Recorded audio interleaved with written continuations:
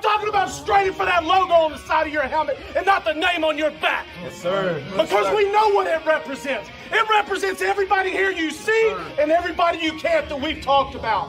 I'm here to strain with you, man. I swear to God, I'm here to strain with you. Let's go. Everything you got, strain with everything you got. Let's go. Bills on 3. 1, 2, 3. Bills.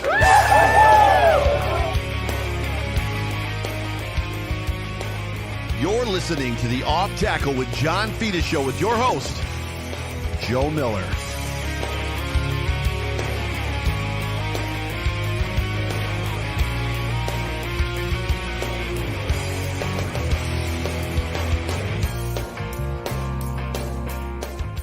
Well, what is going on, everybody? Welcome, everybody, into the Off Tackle with John Fina show with your host. That is me, Joe Miller. You can find me on Twitter at Joe Miller Wired. And just for this show, I changed my name to Mr. Overreaction because of what happened on Saturday. Not that I was overreacting, but people are all up in my mentions. People are kind of not angry at me, but it's just, there's just a lot of people overreacting. So tonight for this show, I'm going as Mr. Overreaction, but it's Joe Miller, and that guy over there is Mr. John Fina himself, who, by the way, suit up, bro. We made well, if you think it's a disaster right now, which I don't, then if you suit me up, it'll be a catastrophe. We're gonna call you and Jerry O off the bench. Like, come on, it's between the two of us, you have half a football player. It's the old back to school, the diving scene at the end where it's Melon, come on, we need you. Yeah, we need you. The triple Lindy. The triple Lindy. Yeah, exactly. That would be bad. But welcome everybody into the show on the Buffalo, I don't know if I said it or not, the Buffalo Rumblings Vidcast Network. You know what? That intro, as much as I put it together, and that song and the intro to this, like the whole Kyle Williams locker room speech, it always gets me fired up. Does that get you? I think I've asked you this question before. Does it get you fired up? Yeah, I mean, how many locker room speeches have I heard in the course of my career? But it is a good one for sure. That's my follow-up. There's so many times that you see like the main dude, Jordan Poyer or Josh or somebody like in the middle, like totally losing their mind. And then you got like the 4 or 5 guys like right there with him. And they're like, yeah. And then there's the other dude in the back that's just like, whatever. Yeah, I think as offensive linemen, you try to stay a little bit more even keeled. So you're not trying to fly off the handle, get too excited, too much rage celebration, so to speak. We're more of a surgical in our approach to everything. So anytime an offensive lineman gets emotional, they end up doing something stupid outside of their technique, outside of their, your job on the field. And you end up looking like, a lunatic running around in circles. I think what's funny, and I'm literally thinking about this right now, but when you look at the definitions, offense, defense, and what everybody does, the only true defensive players in the league are the offensive linemen. You guys are the only one like holding territory. Everybody else is attacking. You guys are like, no, can't come in here. And everybody else is like, I want to get in there. Right? Yeah, there's a great meme out there that says that the offensive line position in American football is the only sports position where your sole job is the protection of others. Right. That's pretty cool. That is pretty cool. But welcome everybody into the show. John and I have already gotten kind of started. We're going to talk about this football game that happened on Saturday. As I said yesterday, as preseason games go, it was one, right? Thank you to everybody that's climbing into the chat, into the comment section. If you are watching on a different platform besides YouTube, please jump over to YouTube. And from there, you can super chat John. You can ask him a question if you've got a comment, specifically offensive line or any other type of football related, Buffalo Bills related, even to his past, as far as when he played, stuff like that. He loves to take questions. But John, let's just get into it, right? Where are you at on that football game? Because this is not a well. You know what? I listened to the better part of your show last night, the beginning of the Overreaction pod, and you brought up a point that really made a lot of sense to me. I get it; it's preseason, but you're supposed to go out there as a professional with a vast degree of pride, and you got to put a better product on the field, if for no other reason than just to represent yourself in front of your teammates and your coaches and yourself. Mm-hmm. And I think there was some failure at that. Mm. And of course, what happens is you get a little bit of performance that's underwhelming, and then everything else gets nitpicked, right? Mhm. So if it's offensive line, you transfer that same thought from Spencer Brown or Deion Dawkins, and you start just discriminating against every single technique used by every other offensive lineman. Yeah. So, it's a snowball effect. You're protecting yourself as much as you are your teammates. By and large, that was the most disappointing thing. I've been in a lot of preseason games. We used to have 5 back when I started with Buffalo, which was too many. And they're kind of a miserable experience. But another issue that I see, which has actually kind of resonated through last season, and somehow they have to fix, is our team doesn't start fast. Mm. We talk about get on them quick, get ahead of them quick, and beat the crap out of them. Get up, get fast, and go. And then, make their heads spin a little bit and say, ho, how the hell did this happen?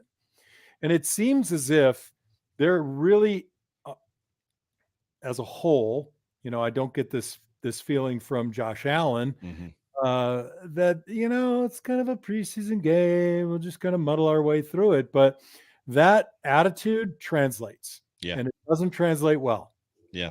I think what's interesting is, and you see it every time the Buffalo Bills lose a preseason game.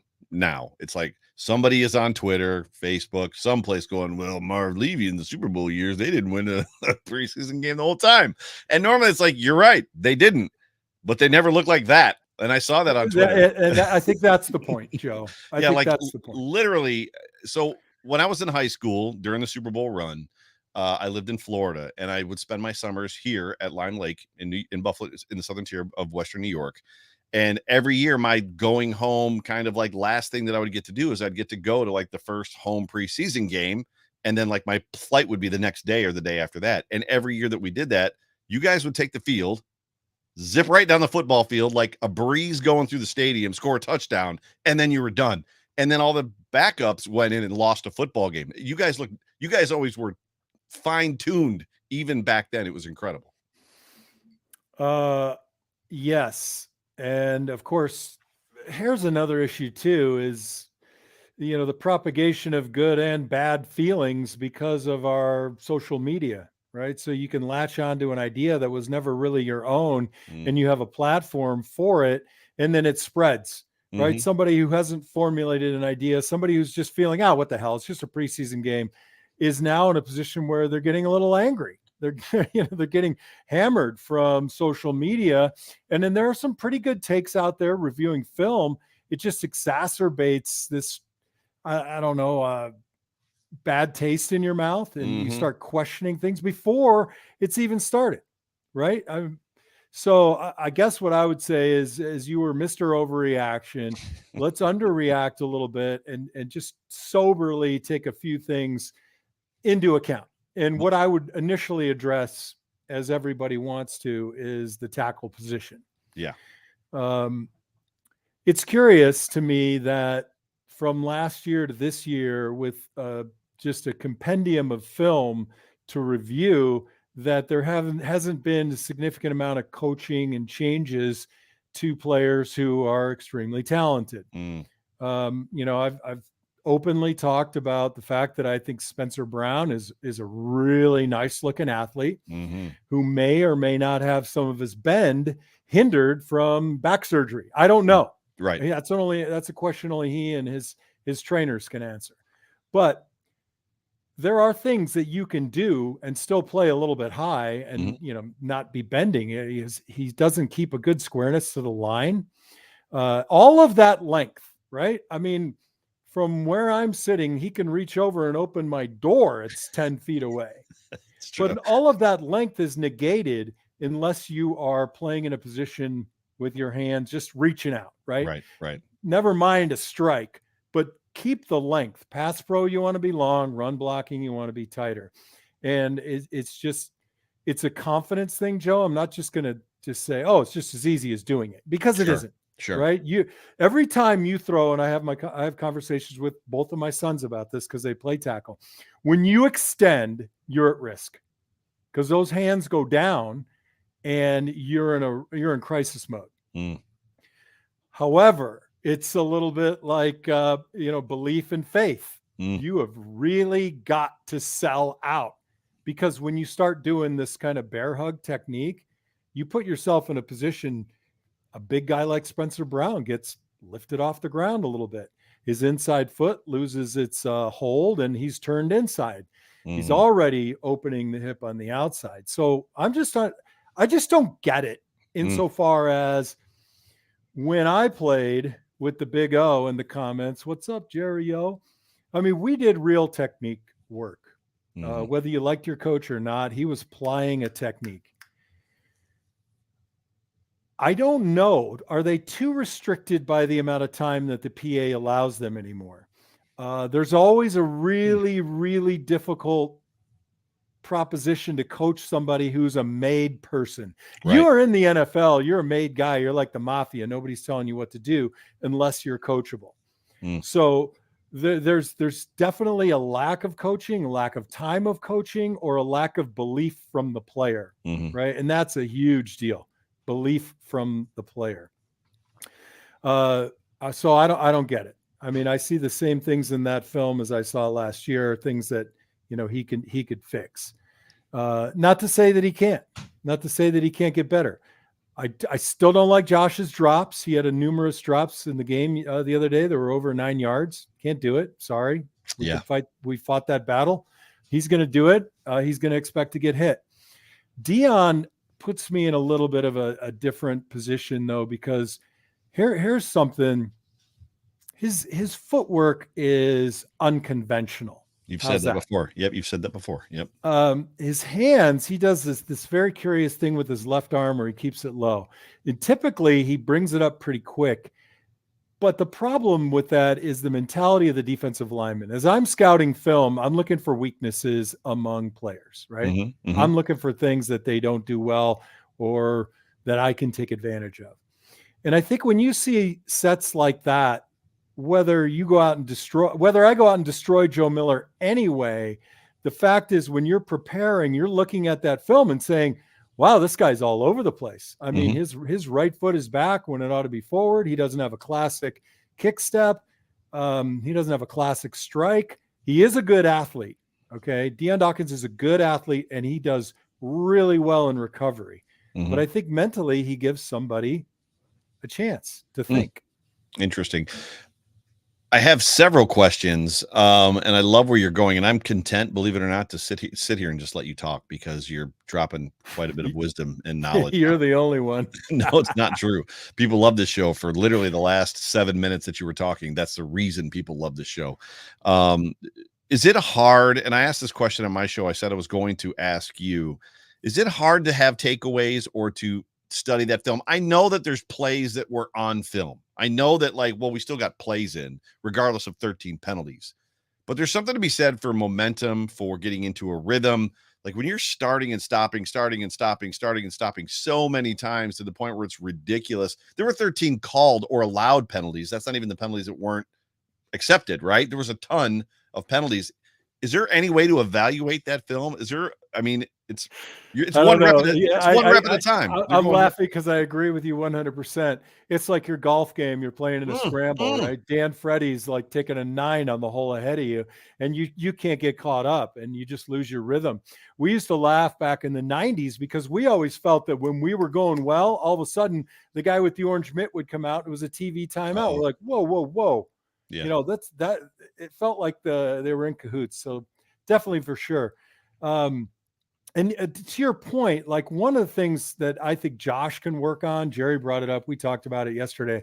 He does have a tendency. I don't care if he drops to 12 yards, but once he gets there, his first move should be stepping up to get into that 8-yard range. And there were 2 instances yesterday where he tried to bail the pocket before stepping up. And I know at least on one of them, and maybe 2, if memory serves, he had clearance to step up to 8, 7, 6 yards. But what he chose was to bail out. I think a lot of people see that as a tendency with him. He's a big, strong guy. At that range, you're going to get dragged down. You're not going to take a huge hit to the legs. Somebody might reach out and paw at you a little bit. Josh is going to be okay. Right. Step up. If you're going to drop to 10, step up for 2. If you're going to drop to 11, step up 3. Get to 8, get to 7. Help those guys out. That being said, the guys on the edges have their issues as well. I think it's interesting because there's a technique and a script, and it's, it's the golf swing, right? So you've got like, there's where your head is supposed to be, where your hips are supposed to be when the hands are at the bottom, and where the club face is supposed to be, and what your arms are doing in your backswing, and yada yada yada. So there's these relatable things to the QB position, and you're talking about a lot of that. What you're supposed to do: step up, climb the pocket. We've always seen quarterbacks climb the pocket when the edges are coming around to them, and they just basically sneak out of pressure, and then they complete a pass or do what they got to do. Hang on a second. Josh, on the other hand, is an off-script player. He's not a guy that necessarily does what the rule book says. He's Jim Furyk, right? Jim Furyk has that weird little hitch, or used to. I don't know if he's still playing or not, but he has that little waggle at the top of his swing. It's like, that's not right, but it works. Yeah. Okay. So I agree with you. The thing that you didn't say that you meant to say was you have you have 3 better options by going forward than you do bailing out to the outside, right? Sure. And the first option is you still see the field. And in that half second or second that you're stepping up, somebody in the curl comes open, and it's not a hard throw insofar as it's not a 40-yard throw. Right. The second option is now you're running it toward the line of scrimmage. Somebody might click your heel and you got a 3-yard sack or a 4-yard sack. All right, we could survive that. We can go to 3rd and 13, 3rd and 9, 2nd and 14, whatever it takes. 2nd and 19, 3rd and 20, 3rd and 18. Those suck, like really suck. Okay. Right. And in the third option, you could throw it away. You've got vision. You've got a little bit of space. You've probably got a running back right over there in the flat. You've probably got somebody in a curl or somebody on an out route. You can speed that ball to the ground, past the line of scrimmage, and make it look really, really good. Yeah. So those 3 options you lose when you bail out the backside. The problem is I feel like Josh, when he bails out, it's a cheat code, because generally speaking, he gets out on the edge to his left or his right and finds somebody 22 yards downfield that's streaking for the sideline that's open. Like, and it's a move that not many players, quarterbacks in the NFL can accomplish or can execute or even do with their body. I mean, we don't even necessarily now. So what? Yeah, but just the panic and the heartache and the fear that we all endure as fans. I'm asking him to do it for me. Practically speaking, I can't take another aneurysm and 3 MYIs. Myocardial infarction. I just can't take it. Just step up in the pocket. I think another piece of this too, this is just a fun conversation we're having, and I want to talk about the offensive line in a second, like in a little bit more detail. I've got a question for you, but a lot of us played football. Very few of us played at the level that you and Jerry played, right? So there's a measure of understanding what it feels like to look through a face mask, and I just wonder how much he can actually see. Right? I remember when I was a kid. You don't even see those bars anymore. I remember when I was a kid, the helmet was so big. I remember, like, I still have pictures of the helmet in my head of what it looked like. Like the helmet seemed like it was Dark Helmet from Spaceballs. It was so big I could barely see anything because the helmet was so big. It seems like he can just see things. Well, you're not typically using your periphery so much, right? So if you're a quarterback and you're working the right side of the route tree on the offense, if something bad happens over there, I mean, Josh is a smart guy. He knows he's got a drag coming back. That's his last option, but his head's going to move. No, there's no issue with that. Gotcha. Now, as it pertains to the offensive line, penalties. Obviously, were more, in my opinion, the problem than maybe a couple bad plays, couple bad technique plays. I don't feel like the offensive line. I thought Connor McGovern was getting run a little bit on social media the last 2 days. I felt like he played a pretty solid game. He was cleaning up the pile. He bodied some guys. I thought he played okay. Like, there was I saw one tweet out there that was like, get that guy out of here too. Now, Mitch Morse was solid, right? Osiris Torrance, I thought, played well. I'm gonna, for the point that I have to get off to practice later. I see where you're going with this, and I like where you're going, because I looked at the film, and in its entirety, as far as the offensive line goes, it was fair. It was good on the inside three. I thought Connor McGovern played pretty well. Mitch Morse was solid. I thought that Vandermark looked pretty good. I thought Osiris Torrance looked really good. I didn't key in on Bates too much. And if we're talking about depth, right, they just signed a kid from I don't even know what the league is called anymore, the World XFL League. But if you look a little deeper into that film, and I don't want to sound like a hometown guy here, but Bruno's old teammate from UCLA, Alec Anderson, got reps at both center and right guard. And if you go back, take a look at how he long arms. Take a look at his extension. His timing, he did, and I know Jerry is just going to get so excited to hear this. He had a couple of plays on Pass Pro, and we didn't teach it back then. I never did it. But instead of a two-hand punch, go 1-2, inside, outside, whichever comes first. He's a resource. I would not be shocked if he makes his team and makes the active roster. I thought Vandermark looked good. I said that already. But going back to what we said, a number of penalties calls your attention to that player, and then you start dissecting it. I brought it up because I just look at where are the changes from last season. That's what I was going with. Do I have a lot of concern? I would say my concern is at the right tackle spot right now. I think, and if you get past the first drive and you watch Deion Dawkins on the second drive, it looked like he cleaned it up a little bit. Insofar as his sets were concerned, but it is still a very unconventional pile of footwork. Jerry Strowski. McGovern is like vanilla pudding, satisfying yet nondescript. Jerry, I love your image, man. Is that Owen? I love it. Owen's going to be a starter for the Tulsa Hurricanes this year. So I know you NFL lovers on our podcast don't often look for college football to watch, but if Bruno Fina keeps that starting left tackle position at UCLA, check out a couple of Bruins games. And if you're going to watch the Tulsa Hurricanes, look out for Owen Ostrowski.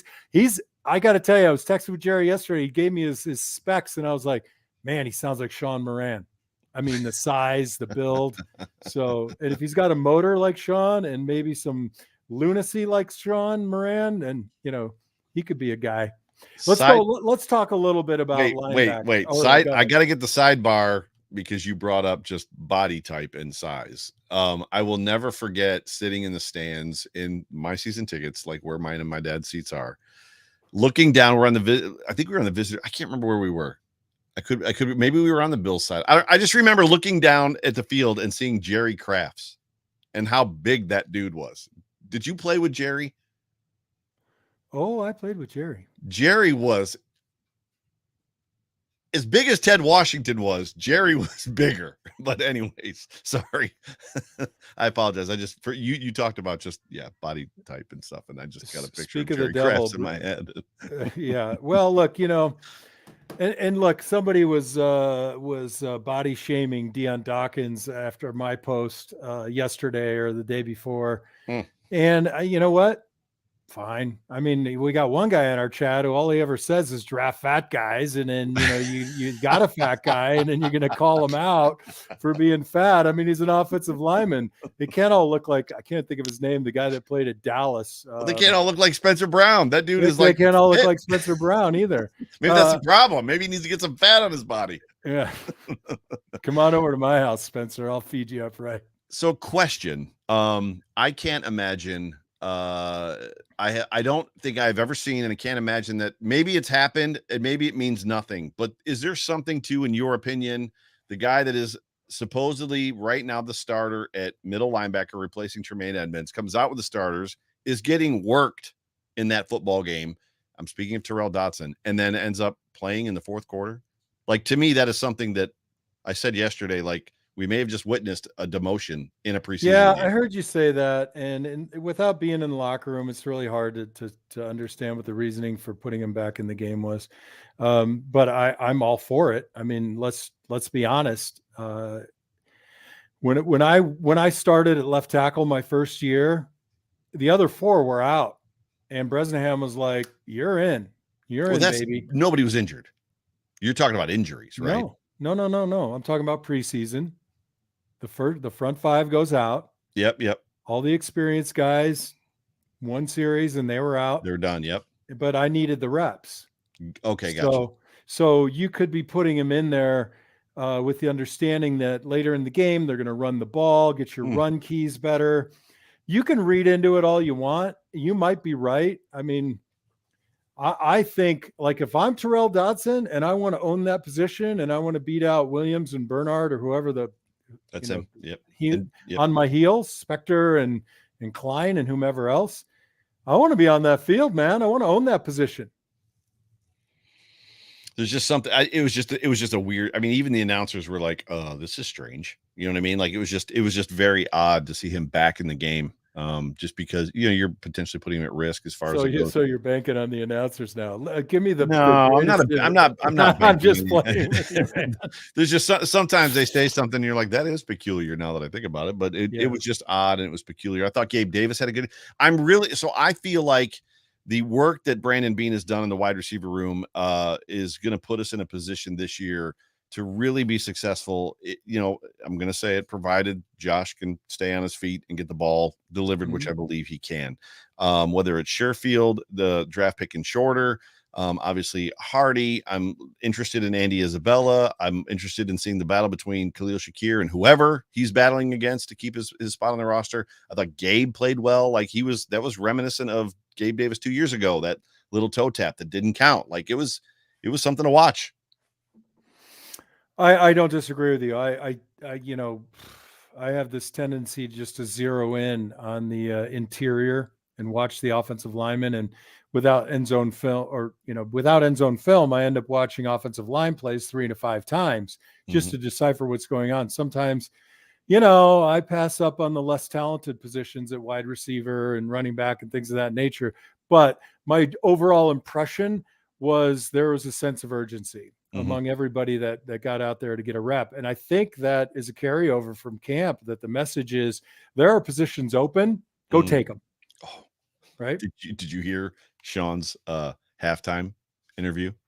I did not. Cynthia Freeland, who works at the NFL Network, asked him 2 questions, and they were very good questions. And the first question was just about all the penalties and all the stuff that's going on and like the problem that it's become.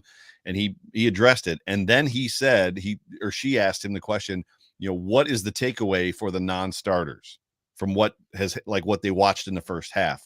And he was like, they've got a shot. And I was like, wow, like that was something. They've got a shot to go out there and earn themselves a position because this is not going well. Basically, is what he inferred, or just flat out said. So it's unfortunate that you did not catch that from him. But you said you watched the film? You watched the whole entire? I don't think you watched it live, correct? Because it wasn't. No, I couldn't watch it live. I listened to it on the radio. I listened to Eric Wood, and then it came up on the All 22. So something in the chat, Jerry. I think somebody said I took a shot at Jerry O. I don't think I took a shot. It was at Jerry Crafts. Yes, you did take a shot at Jerry Crafts. Yes, not Jerry O, but I didn't take a shot at Jerry Crafts. Other than that was that was a big dude. Oh, apparently he's talking about another John, not you, John. So let's all play nice in the chat. I am not watching the comment section either. But if somebody, nice, well, let's call it out. Let's go back and call it out. Actually, I can probably make Jerry O a moderator right now, and Jerry O can solve this problem. 2 seconings for me. I see what he did. I see what he did there. Hey, slings and arrows, man. So listen, Jerry O, you are now a moderator, so you can now do whatever you'd like to do. I think Jerry could take it. He knows the truth just as I do. Gotcha. Going back to what we were talking about with the linebacker position, it's all open, right? I think there's still a CB2 position, well, probably closed down by Dane Jackson now, but Elam and Benford really still need to progress and get better. I thought the secondary, the safeties looked okay. And you're talking about the middle of the field. That's an exposure point for us. There's no question about it. Um, Again, that also goes back to game planning, right? If Pittsburgh has a tendency to expose the middle of the field a lot, we're going to be playing different coverages. When you play against Kelsey, you're going to play different coverages. You got to be smart. Yep. So, I mean, it doesn't concern me so much in the preseason, but I will say this: there was a play in the third quarter, where Williams, there was basically a drop curl route at about 8 yards. And Williams' reaction was just amazing. I mean, his explosion to get to the receiver and make the tackle, it looked really good. Looked very aggressive. I thought the front four looked aggressive at times across the board, from ones to threes, the threes and a halves. So I was pleased with that. The one, not a ton of pressure they brought defensively. I think they wanted to kind of do a straight eval, line up, show us what you can do, and I just wish that when ones are in the game in the preseason, that they just represent a little bit better. And it's again, the penalties were horrible. That the one on Spencer Brown blocking the back on that screenplay, ticky tack. Yeah, it's ticky tack. I mean, the guy was more or less going to the ground anyway. But the problem with officiating is they just don't understand leverage and direction. Yeah. I said on the show as well, I can't take credit for it. I read it. I don't remember who I read it from. Somebody on one of the social media platforms or in one of the articles commented about the fact that this was the first time the Bills offensive line has seen a 3-4 since last season. And with that, you've got TJ Watt and Cam Hayward on the other side. Could you read into that as an offensive lineman, former offensive lineman at all, that it's like, okay, this is completely different than anything we've been practicing against for the last month and a half? Yeah, I heard you talk about that on the show last night. And when you're at this level, I don't care if they come out in a 4-3, a 6-2, 6-1, a bear, or a 3-3 or a 3-4. In fact, I think offenses prefer a 3-4, with that space inside the guards. I know they're doing a little bit more with playing the ends on the inside eye. You have a little bit more opportunity to move your linebackers around and create some distraction and disguise a few things with respect to zone coverages, who's coming, who's going. But by and large, the front five shouldn't have a problem with that. And I'll grant you this too. I mean, there were a number of instances where Spencer Brown and Torrance did some really great recognition on pressure coming off the edge, where they were sliding out into space. I see it all the time from obviously Mitch Morse, because he's the quarterback of the O-line. But I didn't see any glaring, holy crap, that's an assignment error problem. And minus that, you could fix everything else. When you have assignment errors happening all the time, yikes. Yeah. Right? Let's oh, sorry, go ahead. You don't want to see that. That puts you in a position of, and this goes back to my earlier point too. What is the function now of an NFL offensive line coach? Are you a technique coach, or are you just an installation guy? Right. So if you go in and say, hey, you know what, my guy, we don't have time to coach technique. These guys are already pre-made when we got them. They got to get better on their own. We don't have the time to coach it, but damn it all, they're not going to make assignment errors. We're going to know every blitz pickup. We're going to know every adjustment. We're going to see nickel turn into dime. We're going to see dime going back to regular, and we're going to be on the right guys. So it's hard to know without being available, a fly on the wall in the locker room. There was one play in particular, and then we'll move to Dalton Kincaid, and then we'll be done, because I know you've got to get off to football practice. So there was one play where Dalton Kincaid chipped his guy and then ran a little curl route out, and it put Deion Dawkins in a position where he was racing to the edge backwards. Do you remember the play that I'm talking about? If you don't, well, the problem with that is DD got off the ball late. Okay, that's what I was wondering. But he's also he is encroaching the line of scrimmage like no left tackle in football. Even Spencer Brown is like a yard and a half further back than he is. So you've got Mitch Morse, right? I understand what you're saying. Connor McGovern, and then like Deion Dawkins is like parallel with Mitch Morse. I'm like, what is happening right now? So two schools of thought, right? So Deion Dawkins likes to do a deep soft set, right? He's more comfortable going vertical than he is I think he just likes to keep his feet moving, likes to keep a rhythm, and likes to get to that inflection point on the rusher. Gotcha. Okay. So if he's closer on the line, he feels like, he can take that deep set. Whereas if he's already lined up at the maximum he can without being in the backfield, and he still takes that deep set, then he's just giving up too much of a underneath play. So you don't see Dion get beat underneath that much, and that might be why. Gotcha. It was just interesting. So you feel like he got a late break. It felt like he missed the count. He was late coming off the ball. I watched it. I said, "What the hell is he doing?" And gotcha. I wasn't sure because he stepped inside to chip the guy on his right that was on the inside, and then tried to make it back. I wasn't necessarily sure. So before we get to Dalton Kincaid, we do have a super chat. John, thank you so much for the super chat. Appreciate you being a part of the show. John Fina. As a player, do y'all get the feel that a team of refs are going to be hard calling certain penalties? Against the Buffalo Bills, no, it feels like it, right? When it's your team, but they're just gonna keep going after the DBs on PI. I mean, they're just relentless on that. And the reason is, the NFL sells more tickets when the games are 42-35 and not 10-3. Yeah. Right? This is an offense-driven league. They want to keep the DBs a little fearful and keep them off.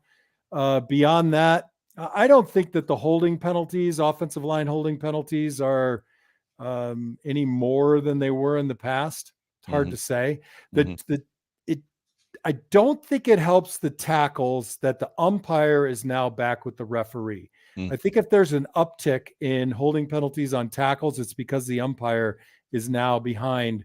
Whereas before, between the linebackers, it was much harder for him to see the tackles and any light infractions because offensive tackles don't hold unless they're playing against us.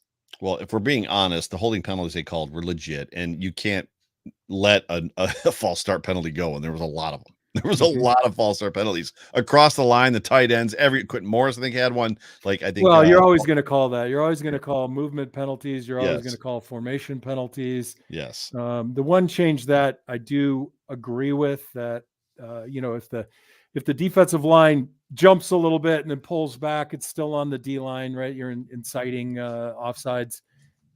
So I think that was a good development. That must have happened back in the 90s. It's not always called perfectly well, but that it exists, there is a chance. Did you I saw a stand-up comedian talking about points. He was talking about soccer and like how nobody likes soccer because it's low scoring games, 1-2, 3-2, stuff like that. And he's like, and then you got the NFL that everybody loves. He goes, but it's a bunch of made up numbers. He goes, sure, the score was 21-14, but it was actually 3-2. Wade Phillips said that because I love soccer. I grew up playing soccer, a huge fan. I watch as much of the Women's Cup every 4 years as I can, World Cup. Yeah. And Wade Phillips said the same thing. He's like, they screwed up. They should have just made 1 goal, 3 or 6. And, if you want to make soccer more interesting, just widen the goal by about 5 yards and raise it by about, 3. Exactly. Let's go ahead. You're gonna say something else? You love what you grow up with. And when I was a kid, my dad was friends with a British guy who came to Tucson. There was no soccer. He started the first soccer leagues and all the Finas got forced into it. So all the way down from Mark, I think even Christine played. We were soccer fanatics. That's awesome. Let's wrap this show with Dalton Kincaid. We're going to let you kind of just talk about what you saw, what you liked. He looked very good to me. So I got it. Yeah, I'll wrap that. I know. Thank you, Joe. I do have to make traffic. Yep. My other concern, and I want everybody to keep watching this, man, these running plays with the bunches of little guys, nearly inside the box still just baffles me. We didn't have a lot of success with them last year. It creates a counting problem and it creates a matchup problem. And I saw it again, and I'm just scratching my head. Dalton Kincaid. I think we got something here. I think we got something here. I hated him when he was at Utah. I mean, I'm a Pac-12 guy, which no longer exists. But he was that guy. He was like that sort of Kelsey type where, he might have a quiet game and then bang, 3 in a row. And, you've been run up the seam and you don't know what to do next. You're like, holy crap, where'd he come from? We slept on us. I don't think the Bills will use him like that. I think he's going to be a early primary weapon that route where he you called it a chip. Mm-hmm. He just, that was just a good stick. The DB just wasn't sure. And I think there was a little bit of respect. He was a little too close to him. Dalton made a really nice move and then came right out of that little break, eyes up, ball there. He's got a very refined skill set. Mm-hmm. It was a great pick. Yeah, I'm excited to see him play. But John, thank you for all your insight. That was really good. Just to kind of, I mean, for a game that was not fun to watch, that I probably will never watch again. It was great to kind of hear your take. So I appreciate that. Any final comments before I get us out of here? Yeah, I watch with great interest. I love following everybody in Twitter. I love all your takes. I try not to criticize people's opinions too much. Everybody has a different perspective or vantage point. I appreciate you coming on to the show and offering it up and giving me a chance to tell you what I think. And Joe, I appreciate your takes, man. I like to keep it fun and friendly. And until the game of football results, ends cancer or feeds the hungry or, solves poverty, it's an entertainment dollar. So if you get upset a little bit, but do what you can do. Otherwise, it's entertainment. Ladies and gentlemen, you have been tuned in to the Off Tackle with John Fina show on the Buffalo Rumblings Vidcast Network. Please join us next week as we will also be going live at 8:00 following the Buffalo Bills and Chicago Bears contest on Saturday, the last preseason game before the real football happens. Tomorrow, Code of Conduct, Jay Spencer King has Sal Capaccio. And then Wednesday is the Hump Day Hotline and Line of Game with Jerry Ostrowski and Sarah. But for me, for John, for Buffalo Rumblings, go Bills. Go Bills. Go Bills.